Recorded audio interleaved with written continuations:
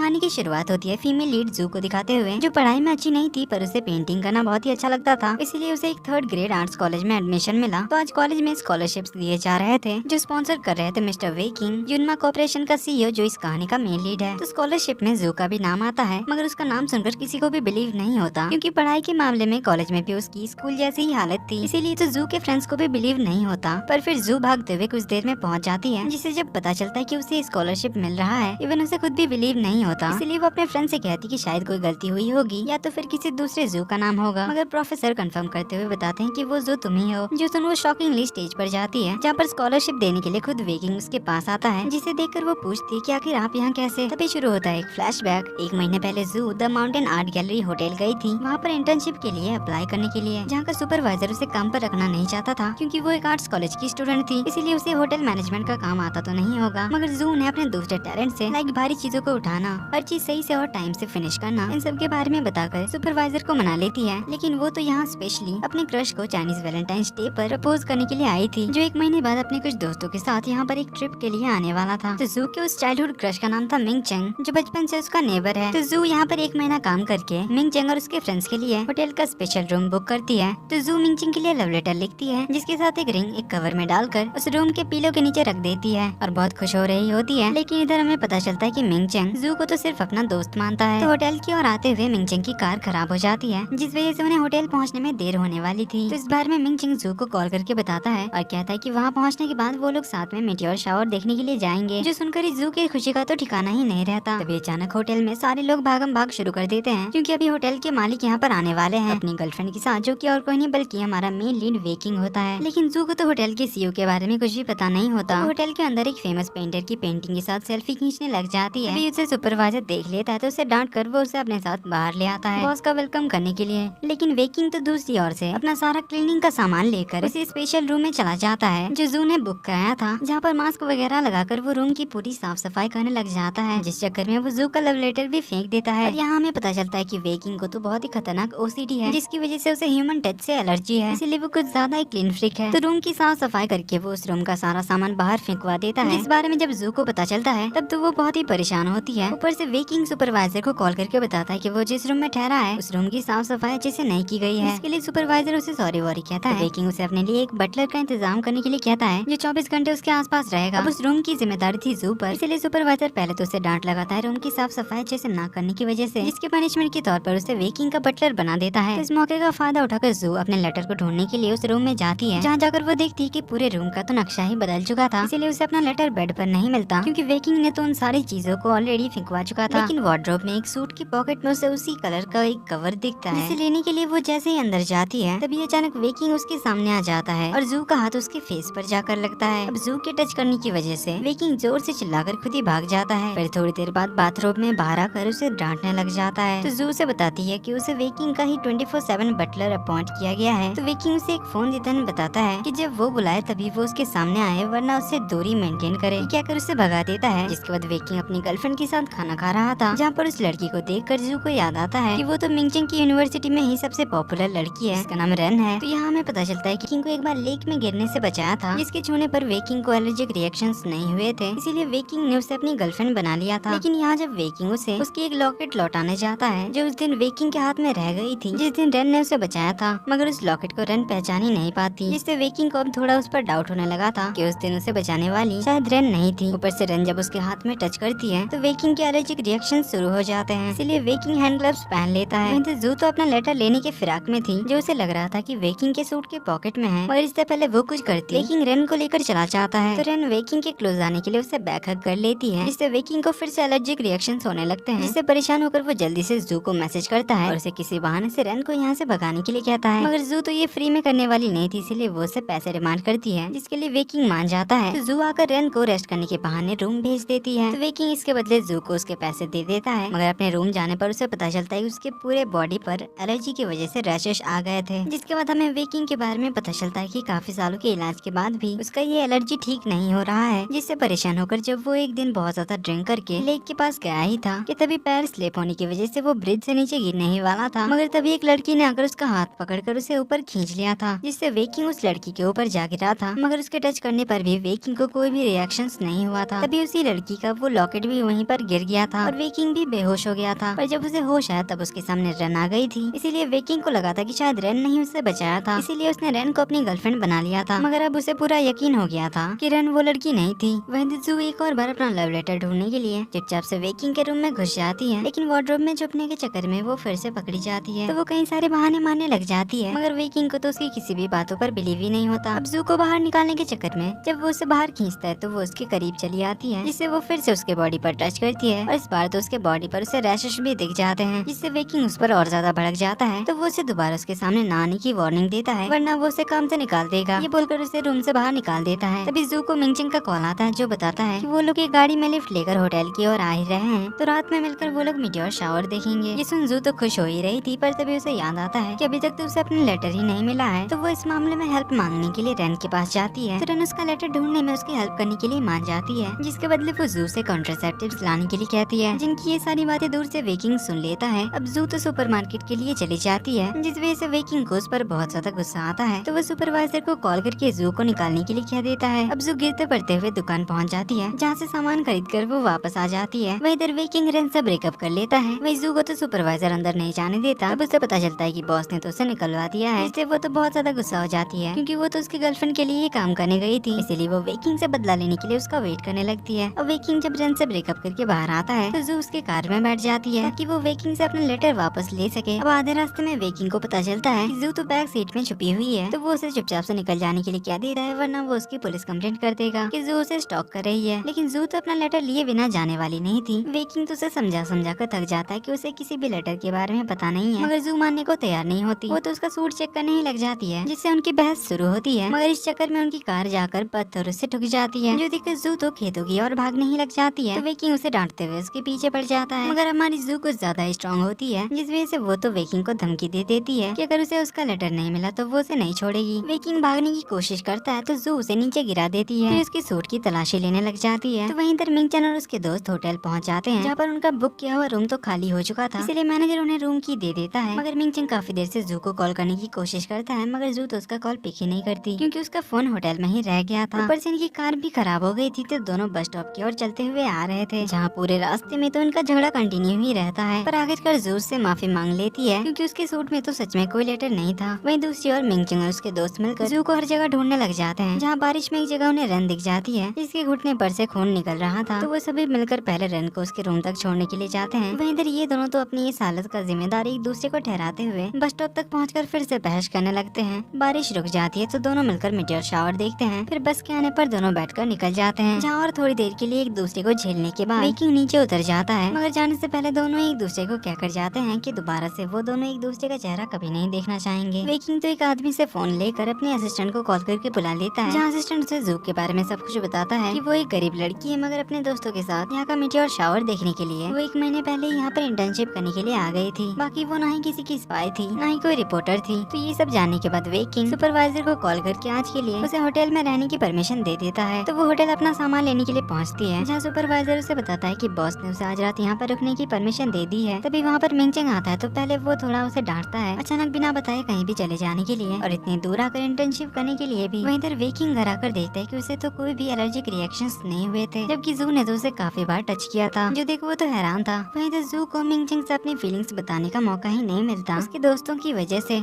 वहीं इधर वेकिंग को सपने में खून दिखाई देता है, जिससे वो काफी घबरा जाता है। अगले दिन वो ड्राइवर को कहकर उस होटल से जो सामान उसने बाहर निकलवाया था, जिसमें जू का वो लेटर भी था, तो वो उसे वहाँ से मंगाता है, जिसके अंदर उसे एक रिंग मिलता है, जिसका डिजाइन बिल्कुल उसी लॉकेट की तरह था जो उसी लड़की का था जिसने उसे लेक के पास बचाया था। इससे वेकिंग को डाउट होता है कि कहीं जू ही तो वो लड़की नहीं है जिसने उसे लेक के पास बचाया था, और उसी से उसे एलर्जी नहीं होती। फिर जू अपनी यूनिवर्सिटी वापस आ जाती है, जहाँ मिलते हैं जू की बेस्ट फ्रेंड फेफे से, जो पार्ट टाइम एक क्लब में वेट्रेस का काम करती है और टाइम पास करने के लिए अमीर बॉयफ्रेंड्स बनाती फिरती है। तो जू के अपने तीनों रूममेट्स के साथ झगड़ा हो जाता है, क्योंकि वो लोग एक नंबर की लेजी थी। रूम को तो डस्टबिन ही बना कर रखा था, और वो लोग चाहते थे कि साफ सफाई जू करे, और जो 1 महीना वो यहाँ पर थी नहीं उसके लिए डॉर्मेट्री फीस देने के लिए कहती है, इसीलिए वो डॉर्मेट्री छोड़ देती है और फीफे के साथ रूम शेयर करने के लिए उसके अपार्टमेंट आ जाती है, जहाँ फीफे की एक और रूममेट रहती है जिसका नाम है चियो। तो जू का फ्रेंड शुआई उसे उसके हॉलिडे स्केच के बारे में याद दिलाता है, जिसे अभी तक उसने सबमिट नहीं किया था, और उसी स्केच को सबमिट करने के बाद ही वो यूनमा कॉर्पोरेशन की स्कॉलरशिप के लिए अप्लाई कर कर पाएगी। तो जू मीटेर शावर देखते हुए अपना और वेकिंग का स्केच बना लेती है, जिसे वो टीचर को सबमिट करती है। तो टीचर उस पेंटिंग को वेकिंग को जाकर दिखाते हैं और उसे देखकर ही वेकिंग ने जू का नाम स्कॉलरशिप के लिए रिकमेंड किया था। तो coming back to the present, जू वेकिंग से सॉरी वॉरी कहती है, उसने जितना भी उसके साथ बुरा बिहेव किया उसके लिए, और स्कॉलरशिप के लिए थैंक यू कहती है। तो वेकिंग उसे कहता है कि हम लोग होटल से पहले भी कहीं मिल चुके हैं। फिर उसके थोड़ा करीब जाकर कहता है कि और आगे भी मिलेंगे। ये कहकर वो चला जाता है। तो वो बाहर आकर उसी की बातों के बारे में सोच रही थी, तभी उसे अपने पॉकेट में उसका खोया हुआ लॉकेट मिल जाता है, जिसे वेकिंग ने थोड़ी देर पहले उसके पॉकेट में डाल दिया था। अब ये लॉकेट तो जू से 1 महीने से भी ज्यादा पहले खो चुका था। उसे अचानक से अपने पॉकेट में देखकर वो तो हैरान थी। तभी उसके सामने से वेकिंग गुजरता है, तो वो उसे देखकर कहती कि क्या हम लोग सच में पहले भी मिल चुके हैं। कहकर वो उसी लॉकेट की ओर देखते हैं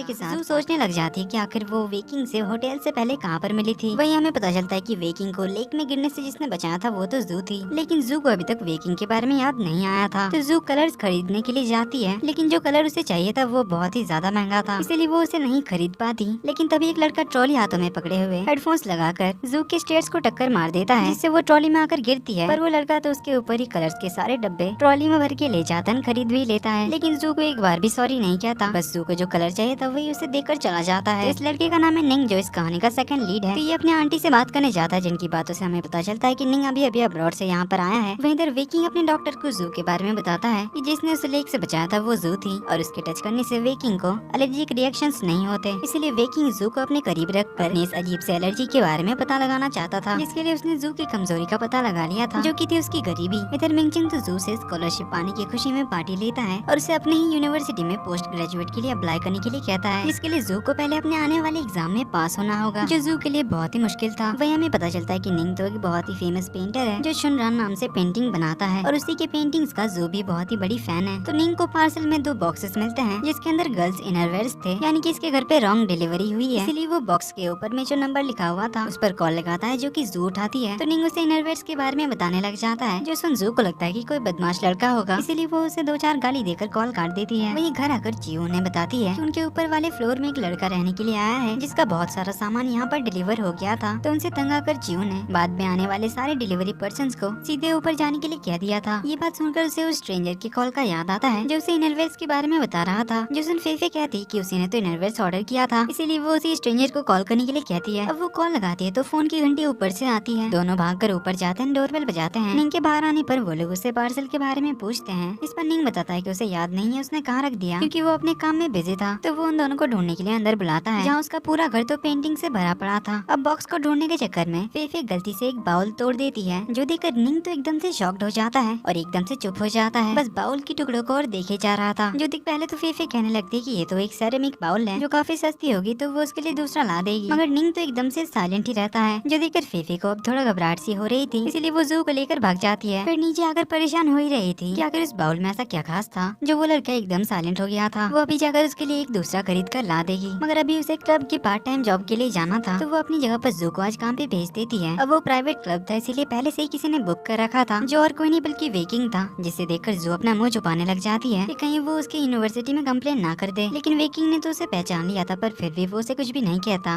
उल्टा वो तो उसे टिप में एक बहुत ही महंगा नेकलेस गिफ्ट कर देता है, जो देखकर जू सोचती है कि इसके पास जरूर बहुत पैसे होंगे, इसीलिए वो टिप में इतनी महंगी चीजें देता फिर रहा है। तभी वो 2 गुंडों को बातें करते हुए सुनती है, जो यहाँ वेकिंग को पीटने के लिए आए थे, क्योंकि उन्हें किसी ने वेकिंग को पीटने के लिए कहा था। अब वो दोनों यहाँ पर छुप कर घुसे थे, इसीलिए वो लोग सीसीटीवी से बचते हुए वेकिंग की ओर जा रहे थे। मगर जू उनसे पहले वेकिंग के पास पहुँच जाती है और उसे अपने साथ ले जाने लगती है। मगर तब तक गुंडे वहाँ पहुँच जाते हैं, तो उनकी फाइट शुरू हो जाती है, जहाँ पहले तो वेकिंग गुंडों को मार रहा था, मगर फिर गुंडे उस पर भारी पड़ने लग जाते हैं। जो देख जू भी मैदान में उतर जाती है और गुंडों को मजा चखाने लग जाती है, क्योंकि उसे अच्छी खासी फाइटिंग आती थी। लेकिन वेकिंग को बचाने के चक्कर में एक जोरदार हॉकी का हमला उसके हाथ पर लगता है, जिससे वो जाकर वेकिंग के ऊपर गिरती है। अब गुंडे उन पर अटैक करने जा रहे थे, तभी सिक्योरिटीज वहाँ पर आ जाते हैं, तो गुंडे वहाँ से भाग लेते हैं। तो वेकिंग जू को हॉस्पिटल ले जाता है, जहाँ प्राइवेट वार्ड में उसका इलाज कराता है। फिर उसकी जान बचाने के लिए एज ए थैंक यू उसे कुछ पैसे देने लगता है, जिसके लिए जू मना कर देती है। तो वेकिंग उसे कुछ भी मांगने के लिए कहता है, जिस पर जू पहले तो मिंगचिंग की यूनिवर्सिटी में पीजी कोर्स में एडमिशन के लिए हेल्प करने के लिए कहती है। इस पर वेकिंग कहता है कि वो सब मैं नहीं करा सकता, तुम ऐसा कुछ मांगो जो मैं तुम्हें दे सकता हूँ। तो जू कहती है फिर मुझे आर्ट्स थ्योरी में पास करा दो, क्योंकि आपकी अच्छी खासी जान पहचान है हमारी यूनिवर्सिटी में, इतना तो आप करा ही सकते हैं। लेकिन वेकिंग तो उसे मना करके चला जाता है। लेकिन अगले ही दिन उनकी यूनिवर्सिटी में वेकिंग का इंटरव्यू होता है, जिस दौरान जू सो जाती है, जिस वजह से उसे प्रोफेसर से बहुत ज्यादा डांट पड़ती है। और हमें यहाँ पता चलता है कि वेकिंग तो royal college of arts London से PhD करके आया है, और उनकी यूनिवर्सिटी में वो कुछ दिनों तक गेस्ट प्रोफेसर बनकर आएंगे। तो वेकिंग जू से कहता है कि वो उसकी थ्योरी की पढ़ाई में हेल्प करेगा ताकि वो एग्जाम में कम से कम पास हो जाए। तो इसके लिए वो उसे पीपीटी बनाने का होमवर्क भी दे देता है। जहाँ बाहर आकर उसे फेफे के बॉयफ्रेंड का कॉल आता है जो उसे बताता है कि फेफे कल से बहुत सारे बाउल्स खरीद रही है। कुछ तो इतने महंगे होते हैं जिस वजह से उसका अकाउंट आधा खाली हो गया था। तो इसीलिए वो जल्दी से जू को आने के लिए कहता है ताकि वो आकर फेफे को रोक सके। तो जू फेफे को कॉल लगाती है। फोन चीव पिक करती है तो वो उसे सब कुछ बताती है कि फेफे निंग के पास उसी के जैसे दिखने वाला एक बाउल लेकर गई थी, लेकिन निंग ने उसे तोड़ दिया और कहा सेम वैसा ही बाउल लाने के लिए। इसके लिए उसने उसे पैसे भी दिए वरना वो उसकी पुलिस कंप्लेंट कर देगा। तो इसीलिए फेफे उस बाउल को ढूंढने में लगी हुई थी। तो जू उसे कहती कि वो घर आकर निंग से बात करेगी, लेकिन तभी वो निंग को अपनी यूनिवर्सिटी के लाइब्रेरी की ओर जाते हुए देखती है जो एकदम ज़ॉम्बी जैसा चलता ही जा रहा था। तो जू उसके पीछे जाती है उससे बात करने के लिए, लेकिन निंग तो हमेशा की तरह एक्सप्रेशनलेस रहता है और उसे कुछ भी बिना कहे चला आता है। जिसके बाद वेकिंग जू को कॉल करके उसी क्लब में बुलाता है उसका पीपीटी वाला होमवर्क चेक करने के लिए। वहीं तक निंग के घर लौटने पर फेफे उसे 107वां बाउल देती है, मगर अब जाकर निंग उसे कहता है कि इसे भी वापस कर दो क्योंकि मुझे पता है ये वो नहीं है। एंड उसे ये भी बताता है कि वो उसकी कोई पुलिस कंप्लेंट नहीं करने वाला है। बस इतना कहकर वो अंदर चला जाता है। वहीं तक जू ने अपने पीपीटी में शुनरैन की पेंटिंग्स के बारे में थ्योरी लिखी थी तो वो वेकिंग को बताती है कि वो पिछले 5 सालों से शुनरैन की पेंटिंग्स की बहुत ही बड़ी फैन है, जो सुन वेकिंग को बिल्कुल भी अच्छा नहीं लगता क्योंकि एक फ्लैशबैक से हमें पता चलता है कि वेकिंग और शुनरैन एक ही टीचर से पेंटिंग्स बनाना सीखते थे जो हमेशा शुनरैन की साइड लेते थे क्योंकि वो वेकिंग से एज में 10 साल छोटा था, पर फिर भी वो टीचर के हिसाब से वेकिंग से अच्छी पेंटिंग्स बनाता था। इसीलिए वो हमेशा शुनरैन की तारीफ करते थे और वेकिंग को डांटते थे। इसीलिए वेकिंग शुनरैन को पसंद नहीं करता था। तो वेकिंग फिर से एक बार जू के करीब चला जाता है अपनी एलर्जी टेस्ट करने के लिए, लेकिन उसे कोई रिएक्शन नहीं होता। तो वहीं अगले दिन जू और फेफे नोटिस करती है कि ऊपर निंग के रूम से पानी नीचे गिर रहा था। इस बारे में बात करने के लिए वो लोग निंग का डोरबेल जाकर बजाते हैं, मगर वो तो दरवाजा ही नहीं खोल रहा था। वेट करते हुए काफी देर हो जाती है और पानी भी बाहर आ रहा था। तो इसलिए ये दोनों घर के पीछे वाले रास्ते से डायरेक्ट निंग के घर की खिड़की से अंदर घुस जाते हैं, जहाँ अंदर जाकर वो देखते हैं कि पूरा घर तो पानी पानी हो चुका था जो बाथरूम की ओर से आ रहा था। जहाँ जाकर वो देखते हैं कि बाथटब में तो निंग बेहोश पड़ा है और पूरा पानी लाल हो चुका था, जिससे ये दोनों तो डर जाते हैं कि कहीं इसने सुसाइड तो नहीं कर लिया। मगर जो जाकर पानी को चेक करती है तो उसे पता चलता है कि ये तो बस कलर है। तो ये लोग जल्दी से एम्बुलेंस बुलाते हैं। तो डॉक्टर इन्हें बताता है कि इसे लो शुगर है, ऊपर से इसने काफी टाइम से कुछ भी नहीं खाया था, इसीलिए ये बेहोश हो गया है। इसीलिए डॉक्टर उन्हें निंग के फैमिली मेंबर को बुलाने के लिए कहते हैं और अभी के लिए फेफे इसके साथ हॉस्पिटल चली जाती है। वहीं जून निंग के घर की साफ सफाई करने में लग जाती है, जहाँ उसे संभाल कर रखा हुआ टूटा हुआ बाउल मिलता है। वहीं इधर कुछ देर में निंग की गार्डियन आ जाती है जो कि और कोई नहीं बल्कि वेकिंग की मॉम थी, जो आकर फेफे का शुक्रिया अदा करती है निंग को हॉस्पिटल में एडमिट कराने के लिए। तो फेफे उन्हें बाउल तोड़ने वाली बात बता देती है। तो मिसेस ही बताती है कि निंग के मॉम डैड की डेथ हो गई थी जब वो 10 साल का था, और क्योंकि निंग की फैमिली उनके फैमिली फ्रेंड्स थे इसीलिए मिसेस ही निंग का ख्याल रखते हैं। यहाँ वो फेफे को ये भी बताती है कि निंग को उस बाउल से बहुत ही ज्यादा लगाव था क्योंकि वो उसके डैड ने बनाई थी, जो कि एक बहुत ही स्किल्ड और फेमस पॉटर थे। तो निंग सिर्फ उसी बाउल में खाना खाया करता था, क्योंकि वो टूट चुका था इसीलिए उसने खाना खाना भी छोड़ दिया था। लेकिन वैसे बाउल उसके डैड ने 2 बनाए थे, इसमें से एक तो निंग के पास था और दूसरे के बारे में किसी को भी नहीं पता। तो फेफे ये सारी बातें आकर जू को बताती है। फेफे को बहुत ज्यादा गिल्टी फील होता है। वहीं अगले दिन वेकिंग निंग से मिलने के लिए पहुंच जाता है, जहाँ वो नर्स को बताता है कि वो निंग का बड़ा भाई है। जिसके बाद वेकिंग घर चला आता है, जहाँ हम देखते हैं कि वेकिंग के पास भी वही सेम बाउल होता है। जिसके बाद एक फ्लैशबैक से हमें पता चलता है कि निंग के मॉम डैड के मरने के बाद वेकिंग के मॉम डैड ने उसे अडॉप्ट कर लिया था, लेकिन निंग के आने के बाद से वेकिंग के मॉम डैड का पूरा ध्यान उस पर चला गया था। बचपन से ही निंग के पास वो बाउल था जिसे वो किसी को भी टच करने तक नहीं देता था। उसे किसी ने लेक में फेंक दिया था, जिसे वापस लाने के चक्कर में निंग पानी में डूबते डूबते बचा, जो देख वेकिंग के मॉम डैड को लगा कि शायद वेकिंग ने ही बाउल को लेक में फेंका था, जिस वजह से उन दोनों ने वेकिंग को बहुत ज्यादा डांटा। एंड एज ए पनिशमेंट वेकिंग को बारिश में बाहर घुटने में बैठकर अपनी गलती को मानने के लिए कहा। एंड डैड ने तो उसे थप्पड़ भी मारा था और तो उन्होंने वेकिंग की एक भी बात को नहीं सुना, और तभी से वेकिंग और उसके मॉम डैड में रिलेशन बिल्कुल भी सही नहीं है, जिसकी वजह से वेकिंग निंग को पसंद नहीं करता। वहीं तक जू तो बाउल को जोड़ने में लगी थी, मगर वो उसे चिपका नहीं पा रही थी क्योंकि वो बाउल बहुत ही ज्यादा रेयर था। तो वो नेट पे सर्च करती है और एक जॉइनरी के बारे में पता करती है जहाँ से रेयर बाउल्स को जोड़ा जाता है। तो अगले दिन वो उस जगह पहुँच जाती है जहाँ जाकर उसे पता चलता है कि वो एंटिक्स की शॉप वेकिंग की है। तो वो वेकिंग से रिक्वेस्ट करती है इस बाउल को जोड़ देने का, क्योंकि ये उसके फ्रेंड के लिए बहुत ही इंपॉर्टेंट है और एक जिंदगी और मौत का सवाल है। इसके बदले में वेकिंग उसे अपनी गर्लफ्रेंड बनने के लिए कहता है, जिसके लिए जू मना करती है। तो वेकिंग उसे दूसरा ऑप्शन देता है, उसे किस करने का। तो जू काफी सोचने के बाद उसे गाल पर किस करने के लिए मान जाती है। तो उसे किस करके बाउल जुड़वाने के लिए दे देती है। इसके बाद वेकिंग अपनी मॉम से मिलने के लिए आता है, लेकिन मॉम तो उसे बहाना करके मिलना नहीं चाहती थी। फिर भी वेकिंग आ जाता है, लेकिन मॉम तो उससे बस काम की बात करके जाने लगी थी, क्योंकि उन्हें अभी निंग का ध्यान रखने के लिए जाना था, क्योंकि वो अभी भी खाना नहीं खा रहा था। इसीलिए मॉम भी बाउल ढूंढने में लगी हुई थी। तो वेकिंग उन्हें रोकते हुए कहता है कि आप वो बाउल ढूंढ रही है ना। कहकर वो उन्हें बाउल दिखाता है, जो देखकर मॉम उससे बाउल देने के लिए कहती है। इवन उसी पर गुस्सा भी करने लगती है कि आखिर तुम अब निंग के साथ क्या करना चाहते हो। अब अपनी ही मॉम से अपने से ज्यादा उस निंग की फिक्र देखकर वेकिंग को फिर से गुस्सा आता है। तो वो उन्हें कहकर जाता है कि अगर निंग को ये बाउल चाहिए तो उसे खुद मेरे पास आना होगा और मुझसे माफी मांगकर मेरे सामने गिड़गिड़ाना होगा। ये कहकर वो क्लब चला जाता है, जहाँ वो अपने मॉम डैड के बारे में सोचकर बहुत ड्रिंक कर लेता है। तभी वहाँ रहना आती है जो उसे फिर से अपनी चिकनी चुपड़ी बातों से मनाने लग जाती है। तो वेकिंग उसे कहता है कि उसे पता है कि उस दिन क्लब में अटैक उसी ने करवाया था, इसीलिए आगे से कुछ भी ऐसा वैसा करने के लिए उसे वार्न करता है और उसे बताता है कि उसे अपनी गर्लफ्रेंड मिल गई है, इसीलिए उसका पीछा छोड़ दे। तरन पूछती है वो लड़की कौन है। वेकिंग उसे जू का फोटो भेज देता है जो देख रेन तो शॉक्ड थी। तो अगले दिन वो बाउल जुड़कर आ गया था जिसे लेने के लिए वेकिंग जू को अपने घर बुलाता है। अब जू तो खुश होकर बाउल की अनबॉक्सिंग करती है, लेकिन उस बाउल को देखकर वेकिंग समझ जाता है ये निंग का टूटा हुआ बाउल है, जिस बारे में जू से कंफर्म करने के बाद वो जानबूझकर उस बाउल को जमीन में गिराकर तोड़ देता है, जिसके इस बार और ज्यादा टुकड़े हो जाते हैं और इसे अब जोड़ा नहीं जा सकता है। अब जू तो फिर से सैड और परेशान हो जाती है और वेकिंग पर गुस्सा करते हुए कहती है कि ये किसी की जिंदगी और मौत का सवाल था। तो वेकिंग उसे कहता है कि सेम यही बाउल उसके पास है जो उसने निंग के फादर के ऑक्शन से खरीदा था। तो वेकिंग उसे उस बाउल को देने के बदले एक सेरेमनी उसके साथ पूरा करने के लिए कहता है, जिसके लिए वो उसे अपने हाथ पीछे करने के लिए कहता है और अपनी आंखें बंद करने के लिए कहता है। फिर वेकिंग जू को लिप टू लिप किस कर लेता है, ये जानने के लिए कि इंटीमेट कांटेक्ट करने से उस पर एलर्जिक रिएक्शंस होते हैं या नहीं। तो